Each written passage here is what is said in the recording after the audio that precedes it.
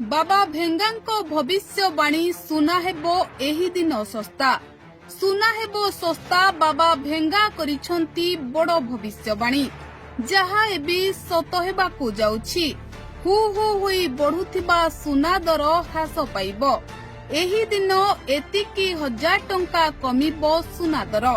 बाबा भेंगा करि जाइथिबा अनेक भविष्यवाणी सत्य प्रमाणित होइथिबा बेले एबे सुना दरकू नेई करिथिबा भविष्यवाणी मध्य सत्य हेबाकू जाउछि। तेणु एही खबर सामनाकू आसीबा परे समस्ते एबे खुशी होई जाइछंती। खुशी रे समस्तंको पाद आउ माटी रे लागुनी। तेबे केते टंका ह्रास हेबो सुना दर कोन कहिछंती बाबा भेंगा आसंतु जानिबा।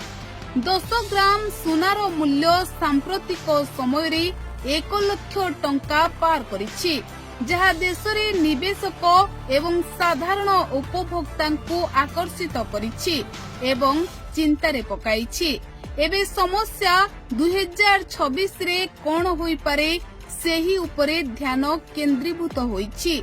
बुल्गारियार रहस्यवादी बाबा भेंगांको भविष्यवाणी व्याख्या अनुଯାयी विश्व एक बड़ आर्थिक विपद आड़कू जाउथिबार सूचना देउछि, जहा सुना मूल्य रे आहुरी वृद्धि सृष्टि करिपारे। विश्व अस्थिरता मझी सुनार उन्नति विशेषज्ञ माने सुनार वृद्धि पछरे एकाधिक आंतर्जातीय घटना को मुख्य कारण भावे चिन्हाइछंती। तेबे बुल्गारिया बाबा भेंगा तांको भविष्यवाणी पाई सारा विश्व रे जनाशुना। तांको भविष्यवाणी सारा विश्व रे चर्चा हुए।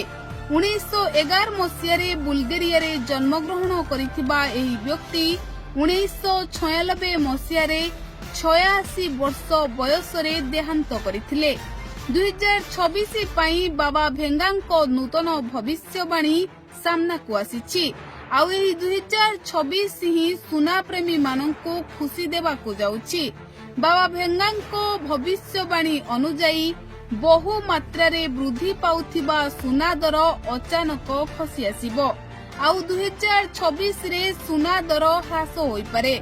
तेबे वर्तमान समय रे सुना दर जेउ भली भाबरे वृद्धि पाउछि एहाकू नेई लोके चिंतारे थिबा बेले बाबा भेंगांको एही भविष्यवाणी सामनाकू आसीबा परे लोके आश्वस्ति अनुभव करिछंती। हेले केते टंका ह्रास पाइबो एवं केउ दिन ह्रास पाइबो से नेई कोनोसी भी सूचना सामनाकू आसिनी। Bureau report news at glance.